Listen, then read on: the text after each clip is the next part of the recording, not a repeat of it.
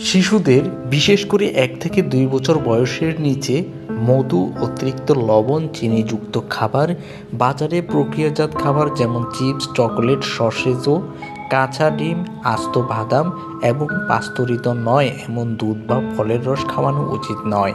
এগুলি শিশুর কিডনি, হজম শক্তি ও বিকাশে মারাত্মক ক্ষতি করতে পারে এবং গলায় আটকে যাওয়ার ঝুঁকি থাকে।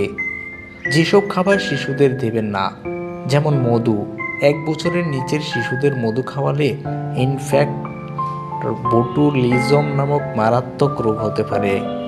অতিরিক্ত লবণ ও চিনি, অতিরিক্ত লবণ কিডনির জন্য ক্ষতিকর এবং চিনি দাঁতের ক্ষয় ও স্থূলতার কারণ।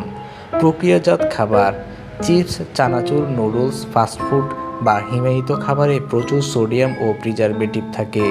আস্ত বাদাম ও ছোট গোল ফল, আস্ত বাদাম যেমন পপকর্ন বা গোটা আঙ্গুর গলায় আটকে শ্বাসরোধের ঝুঁকি থাকে।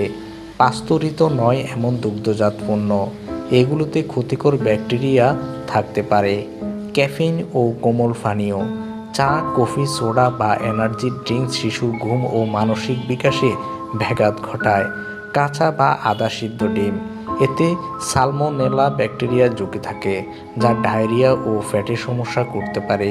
উচ্চ ফারযুক্ত মাছ, হাঙর, সোডফিশ বা কিং ম্যাকেরেল মাছে বেশি পারদ থাকে যা শিশুর স্নায়ুতন্ত্রের বিকাশে ক্ষতি। বিশেষ কিছু টিপস আপনাদেরকে দেওয়া হলো, এগুলো আশা করি আপনারা মেনে চলবেন। ৬ মাস বয়সের আগে শুধু বুকের দুধ খাওয়ান। বাচ্চাদের বাইরের কেনা ফলের জুসের পরিবর্তে ঘরে তৈরি ফলের পিউরি বা চটকানো ফল দিন। যে কোনো নতুন খাবার দেওয়ার আগে তা নরম ও ছোট টুকরো করে দিন। আশা করি ভিডিওটি দেখে আপনি উপকৃত হয়েছেন।